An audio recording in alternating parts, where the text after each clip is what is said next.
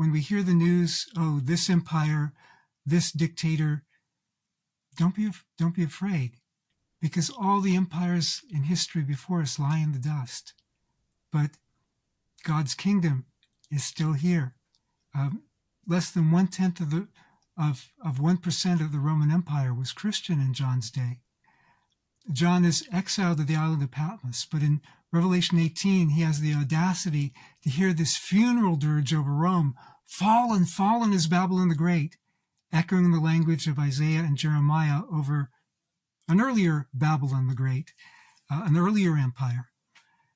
It's going to be the same with all the empires of this world, but the time is coming when the kingdom of this world will become the kingdom of our God and of his Messiah, as it says in Revelation 11. So we have hope.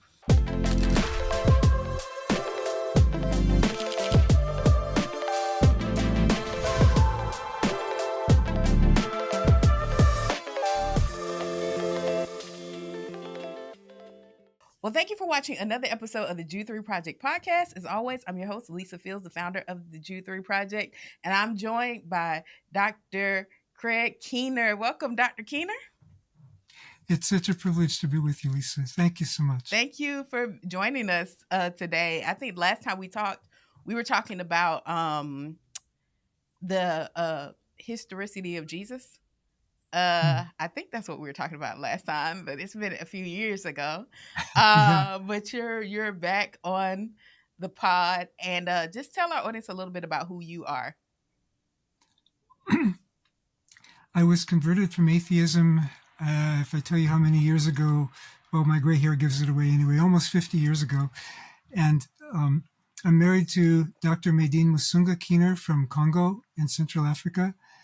And I did my PhD at Duke University in New Testament and Christian origins. I have, I think, 37 books. And yeah, a lot of them are on New Testament. Yeah. And you gave a humble introduction, but you're one of the most sought out New Testament scholars in the world. So I appreciate your work and all you've contributed to the New Testament. We're going to talk about your book today, your commentary for the book of Revelation, which is a very interesting book, the book that people are scared of.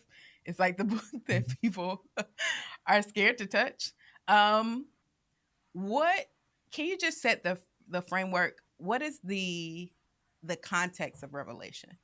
Because I think sometimes we go and look at it and we don't understand the context. And I think the background and what's going on with John is important. Yeah. Yeah. As for whether people should be scared of the book of Revelation, that kind of depends on how you're living. But if you're right with God, it shouldn't be scary. But, but in terms of the context of John, he's on the island of Patmos, which is about 40 to 50 miles southwest of Ephesus. He wasn't there for a pleasure cruise. That was one of the islands. The Cyclades and the Sporades were the island chains where Rome banished political prisoners. Mm-hmm. So he's a political prisoner on the island of Patmos on account of his preaching of the word of God and the testimony of Jesus, Revelation 1:9. So there is a setting of some persecution. Not all the churches in Asia Minor are facing that. But we know at least one martyr in Pergamum. I think it's Revelation 2:13. And we know that the churches in Smyrna and Philadelphia are suffering. And then some of the other churches are just compromising with the values of the same world system that's killing their brothers and sisters elsewhere. So the message of Revelation is a wake-up call for sleeping churches, and it's an encouragement to those who are suffering. Mm-hmm. No, I think that's helpful context. When I think of Revelation, my favorite part is the encouragement of God will wipe every tear from our eyes, and the 7 churches. So can you walk us through kind of the major themes of the book? Like, how does the book flow? Sure. In terms of the themes, some of the major themes, of course, are suffering. um, both in terms of judgment as a wake-up call to the world, not necessarily with like maybe one exception in the book of Revelation. It's not a judgment on an individual, Mm-hmm. but on societies, but also suffering for Jesus. Like, not all suffering is because people did something wrong. There's also suffering um, even because you do something right. Mm-hmm. And perseverance, overcoming, like each of the seven churches well, there's two of them that have pretty much the same test, but each of the seven churches have different tests, but all of them are called to overcome. Mm-hmm. And in our lives, we don't get to choose what our testing is going to be. Like, man, I wish I had their test, or glad I don't have their test. We don't get to choose, but we're all called to overcome. And that's a big theme that runs through the whole book. Also, worship. You look at the furniture of heaven, speaking figuratively. You've got an altar of incense, an altar of sacrifice. In Revelation 6 is the altar of sacrifice, verses 9 to 11. Altar of incense in Revelation 8. You've got the Ark of the Testimony in Revelation 11:19. You've got Revelation 15:5. You've got the tabernacle of the testimony. You've got worshipers with harps. You've got a sea in the temple. Birth of the temple. I'm giving it away, but um, heaven is portrayed like Solomon's temple in the Old Testament. Mm-hmm. It's depicted as a place of worship. Mm-hmm. On the earth, people are worshiping the beast, but in heaven, people are worshiping the lamb. Mm-hmm. And you've got this contrast between the beast and the lamb. The world wants to follow the beast. The beast is powerful. Who wants to follow a slain lamb? But really, the ultimate victory belongs with the lamb. And this contrast between Babylon, portrayed as a prostitute, and New Jerusalem, portrayed as a bride, Mm-hmm. which is not being sexist. It's just cities portray themselves as women on their coins. But the contrast between Babylon, the prostitute, New Jerusalem, the bride, we can either settle for the temporary gratification of prostitution, or we can persevere and wait to be the bride because we trust in God's promise of the future world. So, there's just all these themes bursting in Revelation. It's so practical as a book in terms of its main themes. We get hung up on what's that horn and so on, but the message of the book is alive. Mm-hmm. Yeah, you mentioned the different things about like the horn and what is that. I remember growing up, grew up in a Christian home. PK, father's a pastor, and we saw the Left Behind series, and I had the books Left Behind, and there was like these movies at the time about like Mhm. the end times. And so then I remember one time in youth ministry, we went to like this for Halloween, they had like this thing where they took you through like what it's going to be like during the tribulation period. And and so there was always this fear of like getting left behind, the rapture. I remember I was just teasing with my friend one day. Like I woke up one Saturday morning and my parents were going, they had went to the store, but they had let me sleep. I was like a teenager. And back then we didn't have cell phones readily available. So I was like, I probably had watched like a Left Behind or read one of the books like close to that time, and I woke up like, did I get left behind? Like, where are my parents? Um, so there's a lot of like, if you grew up in a Christian space, believing in like seeing videos about the rapture all the time, when you think about the book of Revelation, you have a certain kind of context. It was Mhm. not till I got older that I realized everybody didn't think the same about about the book, which leads me to my Yeah. next question, because there's like, all these, I think Zondervan has the Four Views book. I Hmm. have the Four Views book on Revelation that Hmm. I just got. But if you talk about the major views of how we see Revelation, I'm sure you're familiar with like the Four Views book. What are Right. the major kind of views on the outlook of Revelation that we may not know if we grew up in a particular context? Maybe you grew up in a context like mine. Right. Right. maybe first I'll talk about the four major approaches and then the four major views. Is that good? Yeah, that's great. Yeah. So some people take the idealist view, which is like, this isn't talking about any particular time, but just giving us principles. Obviously, it is giving us principles, but it's more concrete than just that. Some people take the historicist view, that Revelation gives us a roadmap of church history, which was really popular in the 1800s, but then church history kept going and messed up the roadmap. And then another view, another approach to it is it's all future.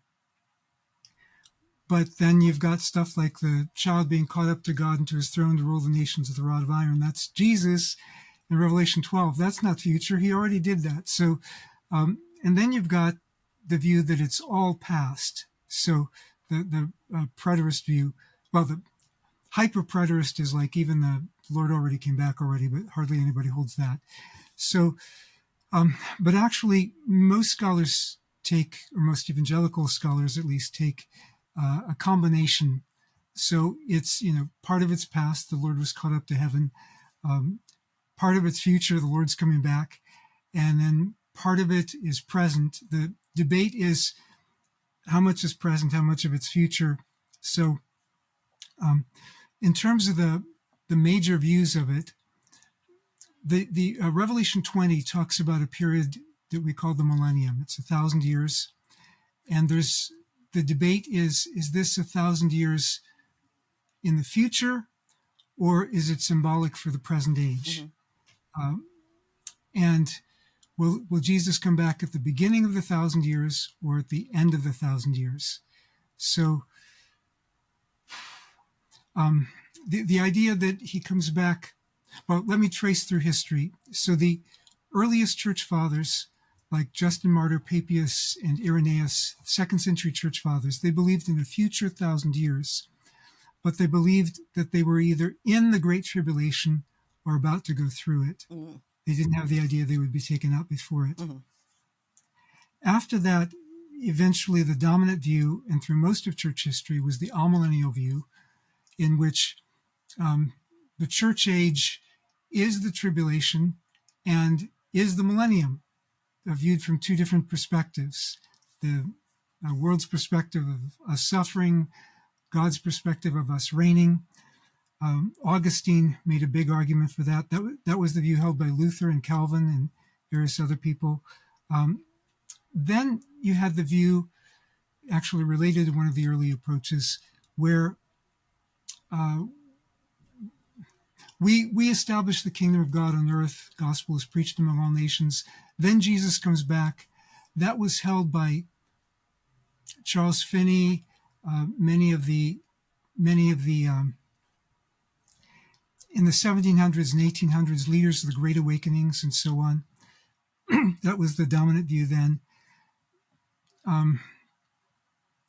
But anyway, around 1830, the idea began to circulate through a guy named Darby, and then became really popular through the Scofield Reference Bible, that the church, there's a future tribulation, and which may be correct, but the church would be raptured out before this tribulation. So that's the pre-tribulational view that was popularized first by the Scofield Reference Bible and more recently by novels and movies.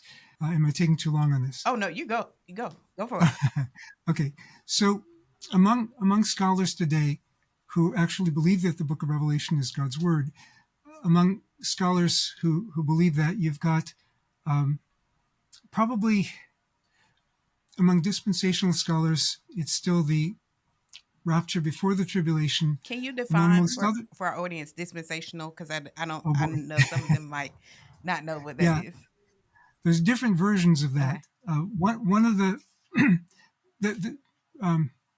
well, regarding this, they're probably mostly on the same page. That the church would be raptured before the tribulation. Originally, it meant God doesn't deal with the church and Israel at the same time. I'm not sure how many dispensationalists would actually say that today, especially since 1948.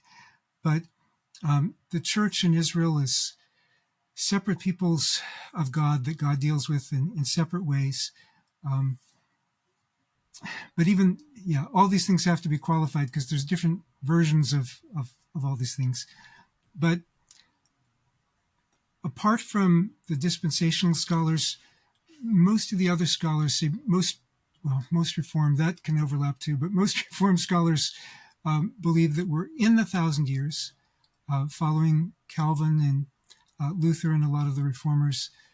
And a lot of other scholars believe, like I'm among those who believe in a future 1,000 years, but believe that Jesus just comes back once. So at the end of the tribulation, we're caught up to meet him in the air as he's on his way down to rule the nations with a rod of iron. But that's not a scary thing because, I mean, all through history, we've faced persecution and so on, and Jesus is with us no matter what. Mm-hmm. So essentially, there are people who believe that there's like a rapture before the 1,000 year, and then Jesus comes back again, and then though there are scholars like you who believe that he comes after that tribulation period. And yeah, Is that there's some who believe he comes in the middle, but some of us think that the period in Revelation is just 3.5 years anyway. So yeah. I remember seeing that from one of the Left Behind films. The 3.5 years. When we talk about the current times, that's, I mean, for better or worse, people feel like our current moment in our nation is apocalyptic. With what's happening in the government, with what's happening in AI, with just the move, all the things feels a bit apocalyptic. But then when you look at every generation, people have things that seem apocalyptic, like, mhm, and I also think, in our nation, when we're going through as Americans, we think the world is coming to an end, but there's other nations that live in constant turmoil, and so we're just experiencing a little bit of what other nations experience, and yeah, have been experiencing for years. So, um, yeah, what would you say to people as they're trying to navigate the times? Because yeah, the disciples were saying they were in the last days, the apostles, yeah, and so that was 2,000 years ago. So yeah. how do we make sense of all of this? Yeah. Obviously, Peter on the day of Pentecost, in the last days, God says, I'll pour out my spirit on all flesh, and it's happening right there. So it's been the last days between the first and the second coming. So uh, it is apocalyptic in that sense. And, in Nigeria this past year, almost 10,000 Christians have been martyred for their faith. It doesn't make the secular news much. It's happening in Mozambique. It's happening in Burkina Faso, in various places where Christians are under assault as certain movements are trying to conquer territory.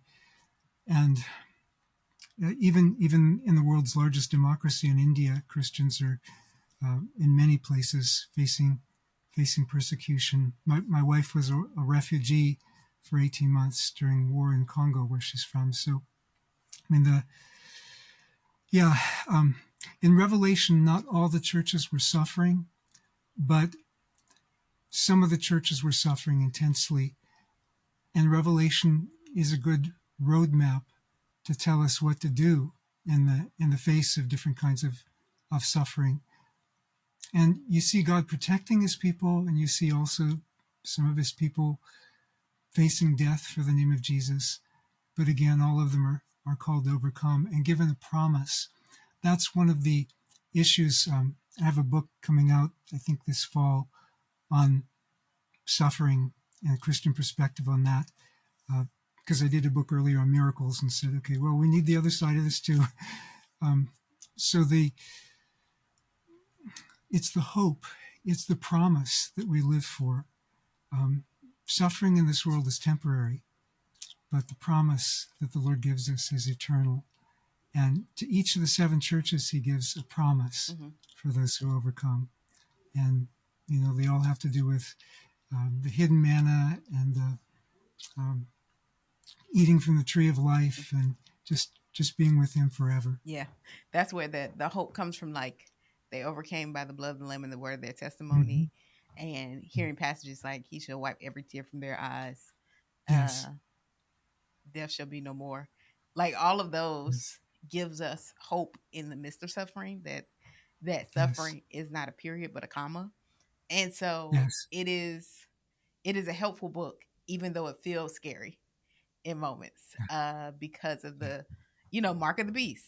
So let's yeah, let's talk about the mark of the beast, which is so funny because I had Dan Wallace on some years ago, and he was telling me about the variance in the text, that it might not actually be mm. 666.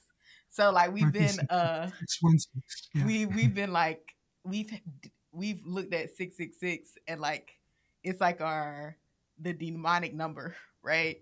And then to hear that in earlier manuscripts it's not 666. um but you don't have to get into that. You can't explain. You maybe oh, give some context because people might not know what we're talking about or have not heard that conversation I had with Dan Wallace.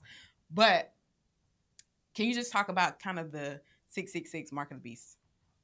sure.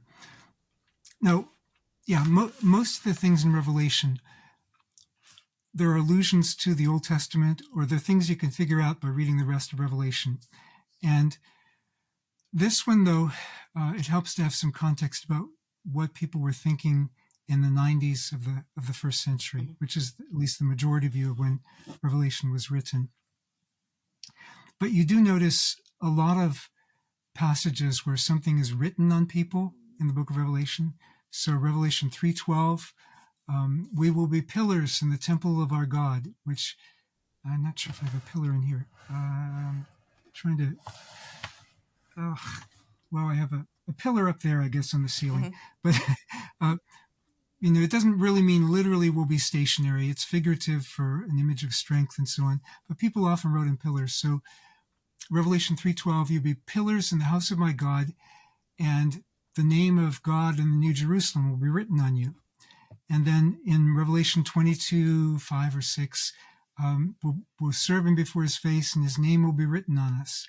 And then you've got the 144,000 with the name written on them. And actually, in Revelation 14, there's no chapter breaks in the original. So 13, 16 to 18, mark of the beast, name or number of the name written on the followers of the beast.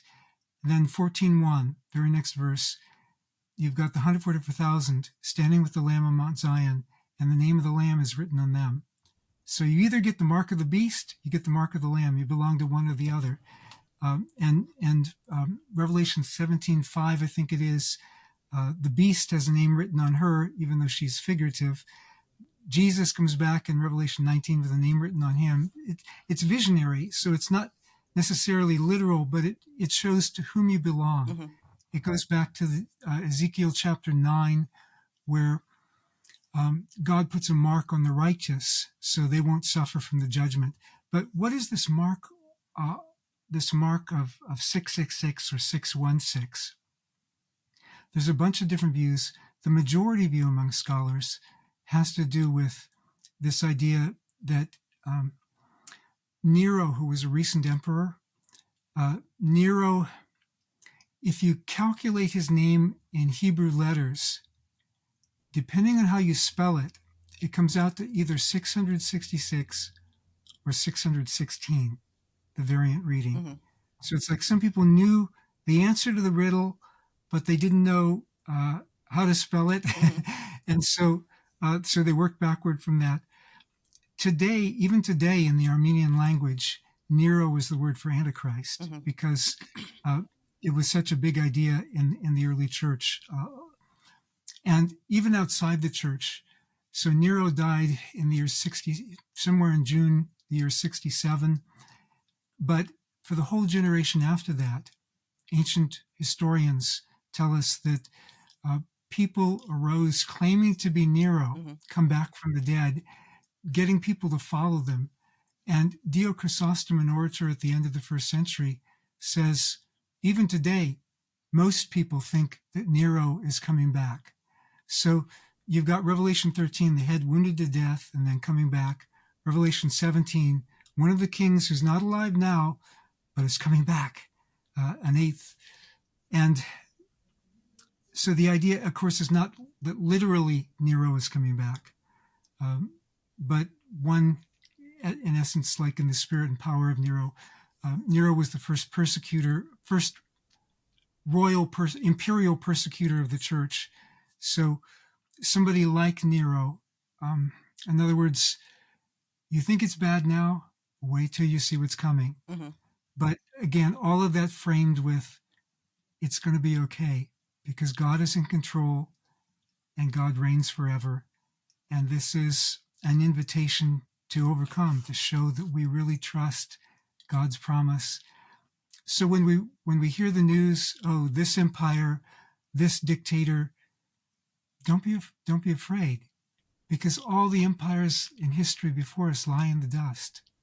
But God's kingdom is still here. Less than 1/10 of 1% of the Roman Empire was Christian in John's day. John is exiled to the island of Patmos, but in Revelation 18, he has the audacity to hear this funeral dirge over Rome. Fallen, fallen is Babylon the Great, echoing the language of Isaiah and Jeremiah over an earlier Babylon the Great, an earlier empire. It's going to be the same with all the empires of this world, but the time is coming when the kingdom of this world will become the kingdom of our God and of his Messiah, as it says in Revelation 11. So we have hope. No, that's extremely helpful and hopeful. It's helpful and hopeful.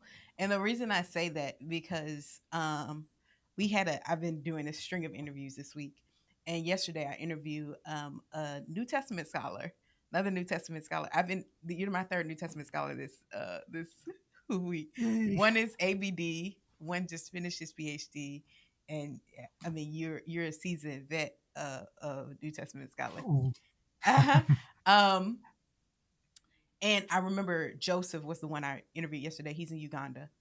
And we were talking about African spirituality and talking about, at the core, at some points, is very fear-based. And so one of the ways to bring help to the conversation is to show that God has overcome this. So they have this idea in many African African ancestral religions that there was it's kind of like the fall. There's a supreme God, but there was some break between the supreme God and humanity. They're not all kind of in union on what that thing was. Different religions will have different kind of fall stories.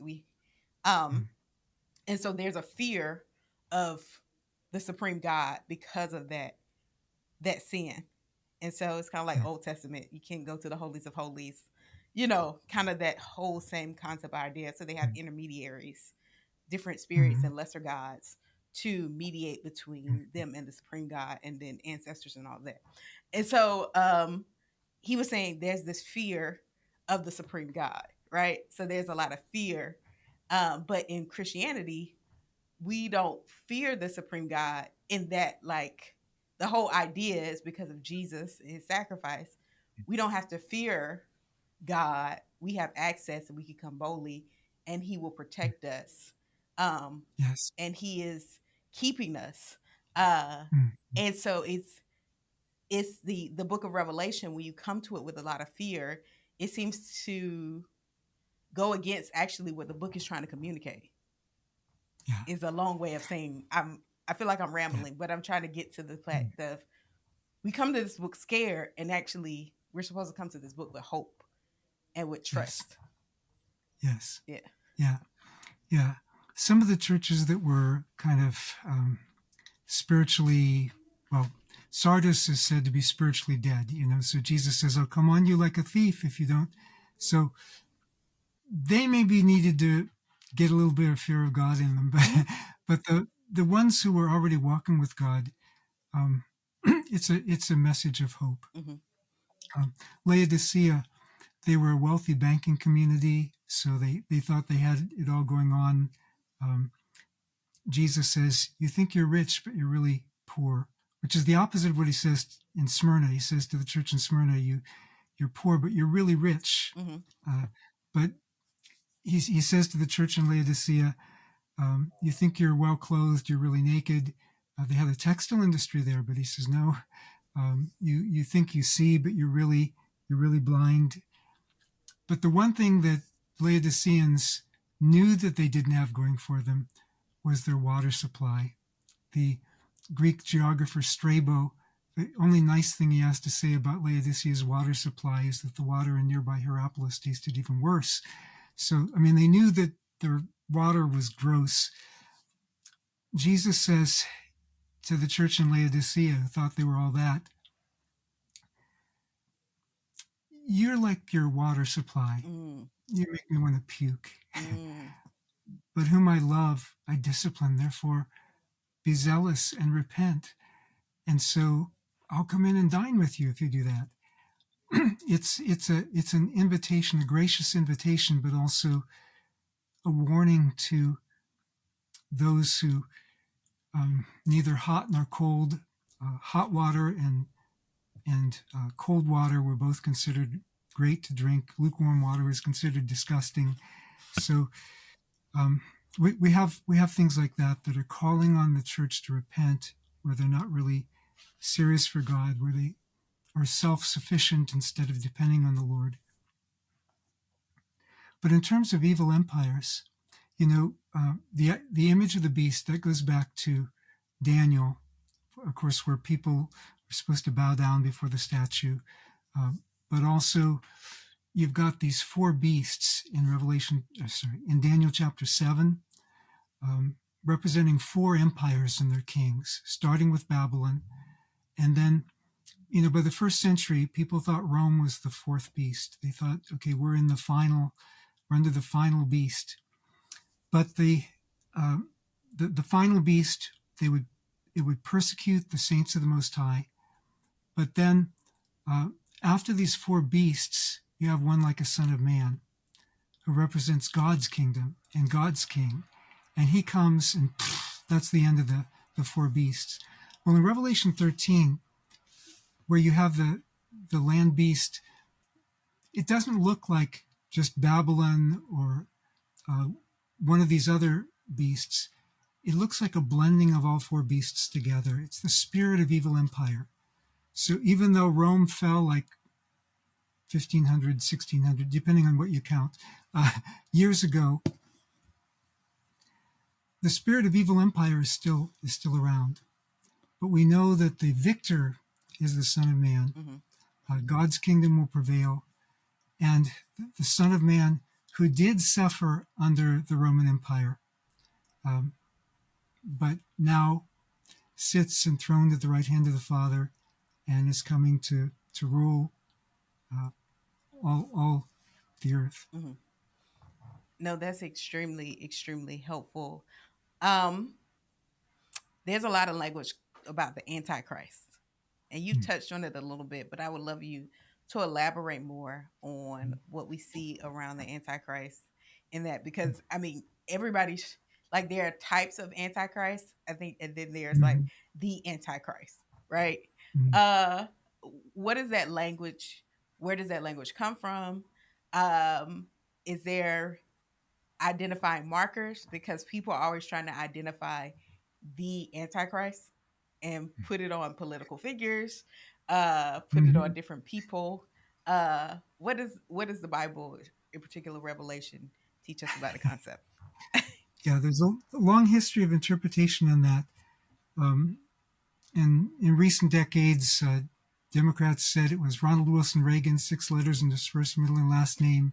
Republicans have been doing it with a lot of Democratic candidates, So, but historically, Hippolytus said that the world would end around the year 500, I think, and he died in 397. Maybe I'm mixing him up. I think I'm mixing him up with somebody else. But people have kept predicting when the Antichrist would come. But the New Testament use of the label Antichrist think it's also in 2nd John, but especially in 1st John 2:18, you've heard that an Antichrist is coming. Well, yeah, we've heard that. John says, even now there are many Antichrists. Whoever denies that Jesus is the Messiah is anti-Messiah.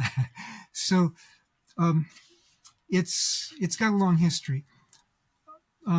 Paul likewise says in 2 Thessalonians 2, the man of lawlessness is coming, but he says the mystery of lawlessness is already at work. So there's kind of a continuum. How do we know which one's the final Antichrist? Well, we'll know for sure when Jesus comes and wipes him out. But but there are many Antichrists, many evil rulers.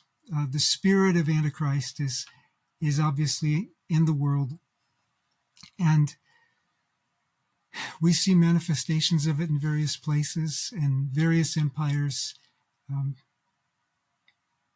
So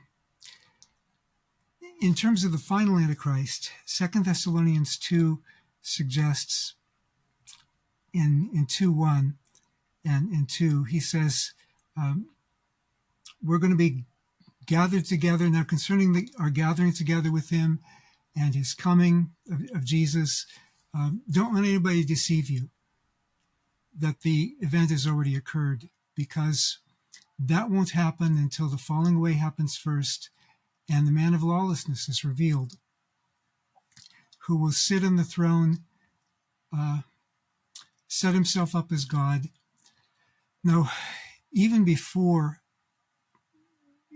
Jesus came, you had somebody who was doing essentially that, Antiochus Epiphanes. You had emperors who claimed to be God. In fact, when the temple was destroyed in 70, the Romans set up the ensigns bearing the image of the emperor on the site of the temple and offered incense to the worship of the emperor. So we've had more than one abomination of desolation in history, where the temple gets desecrated or destroyed. We've had more than one Antichrist figure claiming to be God. So, but the last one's going to be apparently the worst. So, again, if in John's day he could say, you thought Nero was bad, wait till you see what's coming. If I had been around in World War II and had known what was going on, I probably would have thought, Hitler's got to be it. It can't get any worse than Hitler. Claiming 1,000-year Reich, which lasted less than a decade. But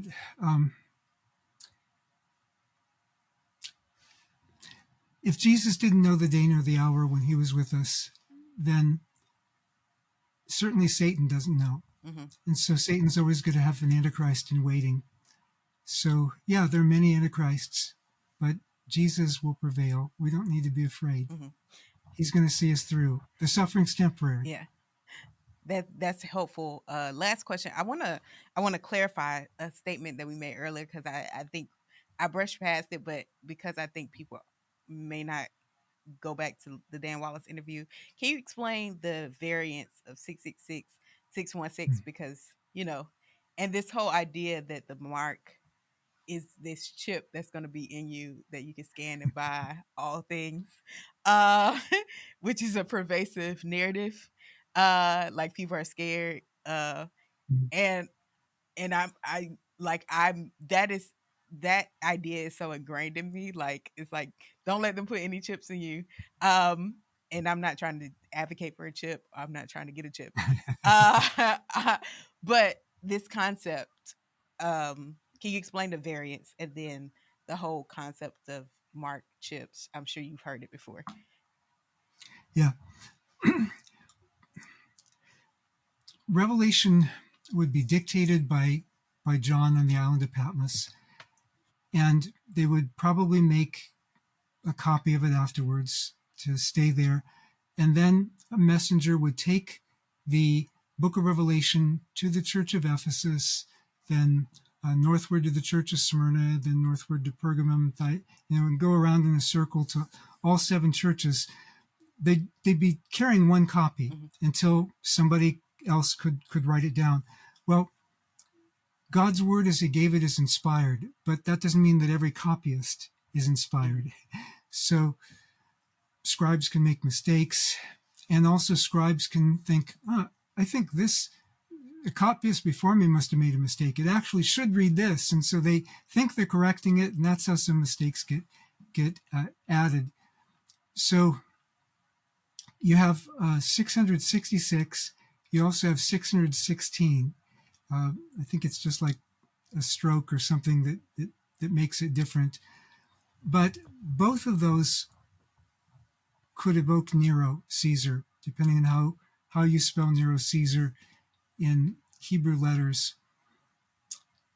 I mean, there's also some other possibilities too. I mean, 666 is short of 888, which is what Jesus comes out to, I think, in Greek letters. But anyway, if it's referring to Nero, it is interesting that both of them, 666 is how it's spelled in a document from the Judean desert, an early document.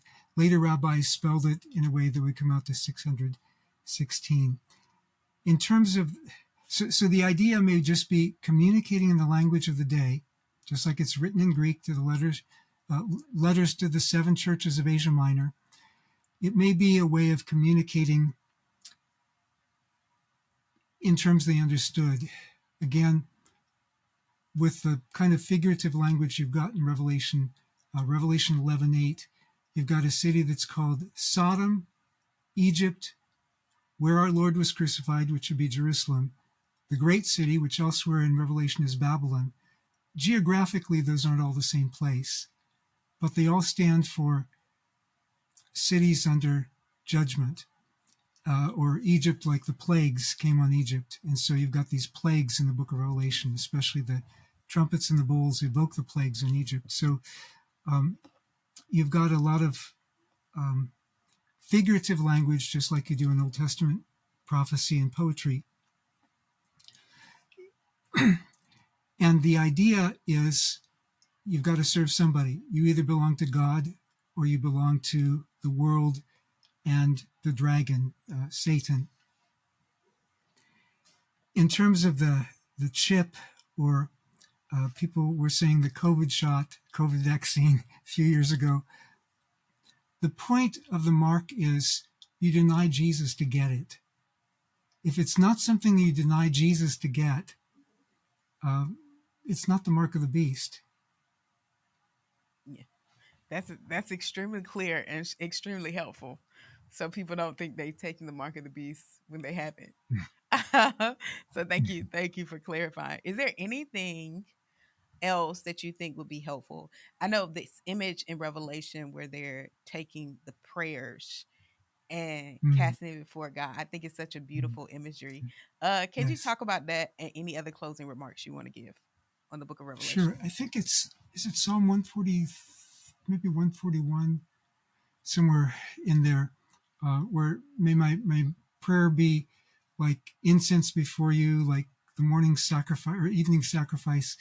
Um, in Revelation, you have these prayers that rise up before God, and the cries of the saints for vindication, and immediately the trumpets begin with the judgments. That history isn't moved by the tyrants and the dictators; they're just pawns. Mm-hmm.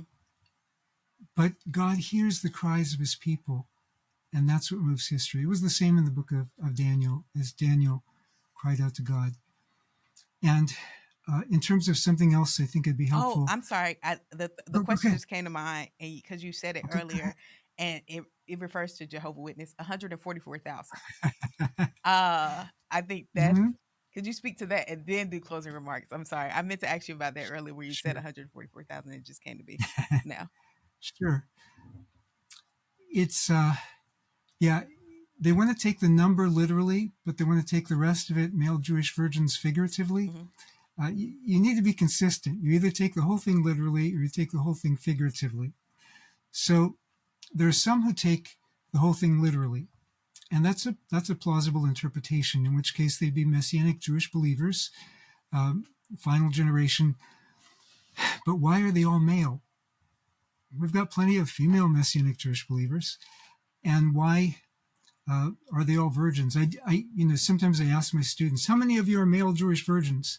And one time, one of them sheepishly raised his hand. He was a Messianic Jewish male virgin. But the alternative to that, you've got Revelation 7, 4 through 8 that describes these. And then you've got another vision right after that, which isn't 144,000. It's an innumerable multitude, and not just from the 12 tribes of Israel, but from every nation and people and tribe. But then you look into detail in that, like wiping away the tears from their eyes. That's from Isaiah 25. Leading them to springs of living water, Isaiah 49:10. You've got these references to the Old Testament there.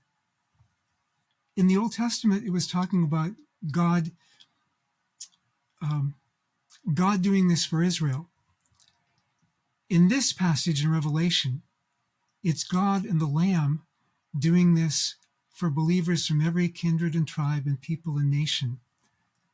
So that, just like Paul speaks in Romans 11 about Gentile believers being grafted into the heritage of God's people.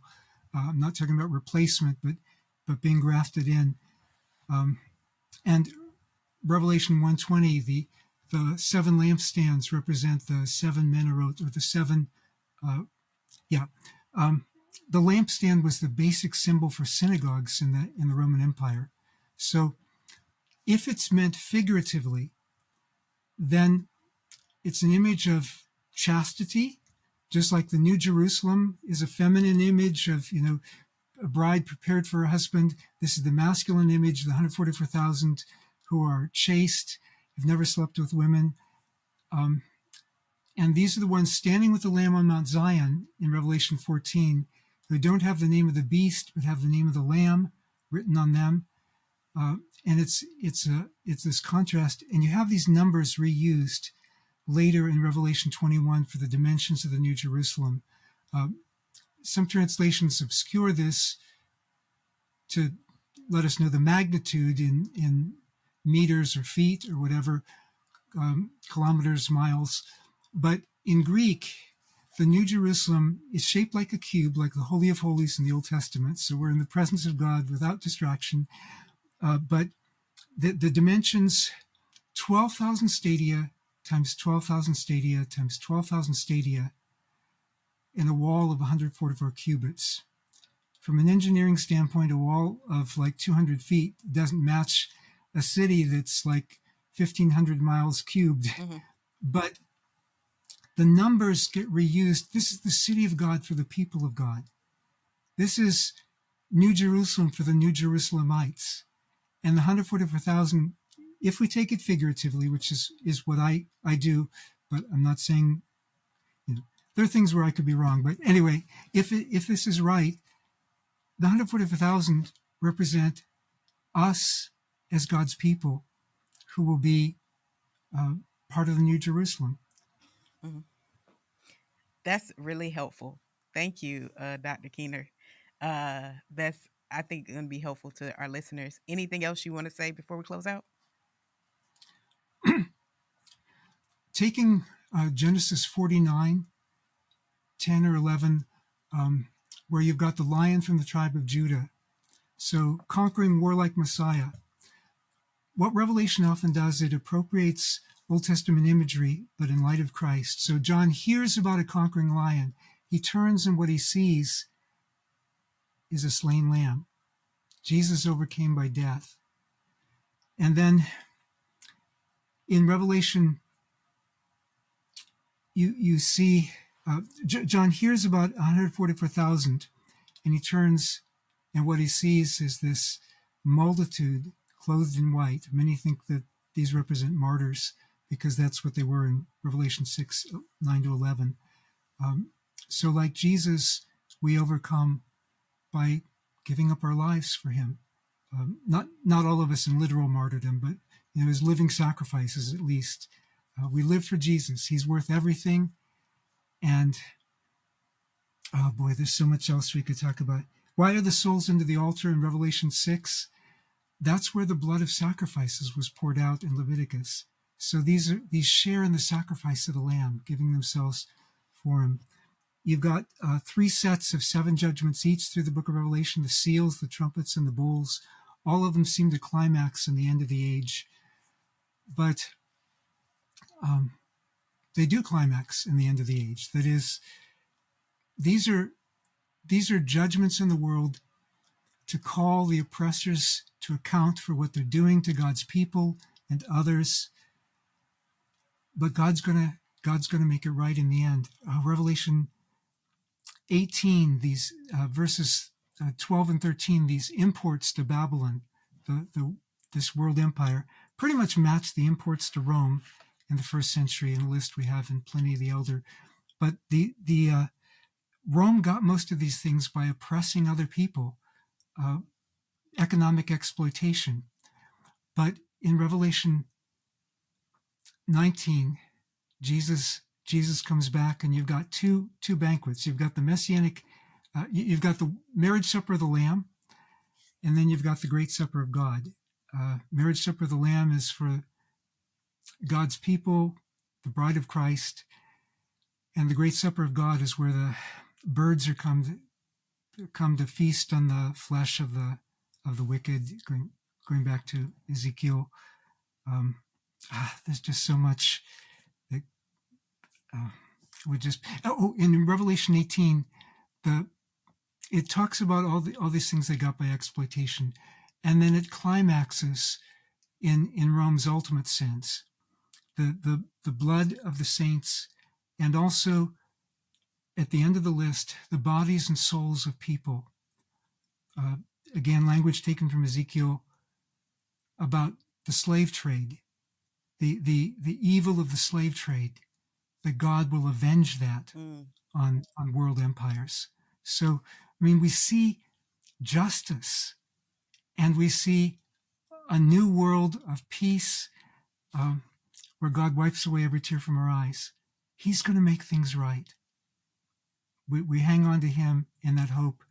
We work for a world like that now, but ultimately God's going to take care of it and make a world like that. Wow, that's so encouraging. Thank you, Dr. Keener. Make sure y'all get his book, his commentary on Revelation. He has a ton of other resources. How can people get a hold of you? Do you have a website and your social media? CraigKeener.com, or I have a YouTube channel. I have some other things too, Facebook, whatever, but the YouTube channel is where I have probably most of the up-to-date stuff, plus CraigKeener.com. Also on Instagram. Often sometimes it'll have a picture of this bald guy you see now, or a lot of times it'll have a picture of my wife and myself together, interracial, so it'll help us stand out. You'll recognize us. And the books, Amazon is the easiest way. Amazon or Christian book distributors, something like that. Okay. Well, thank you so much, Dr. Keener. It's been a pleasure talking to you and having you back on the podcast. We'll have to do this again sometime soon. Thank y'all for watching another episode of the Jude3 Project podcast. Remember, you can get my book, When Faith Disappoints, wherever books are sold. All our curriculums and everything, online courses, are on the website at jude3project.org. You catch all our past episodes on our YouTube channel or wherever you listen to your favorite podcast. We could not do what we do without generous support from people like you. So consider becoming a monthly partner through online, or you can donate by mail. Just go to jude3project.org and hit that donate tab. It's the address if you want to mail in your gift, or you can give online. Until next time, grace and peace, and God bless.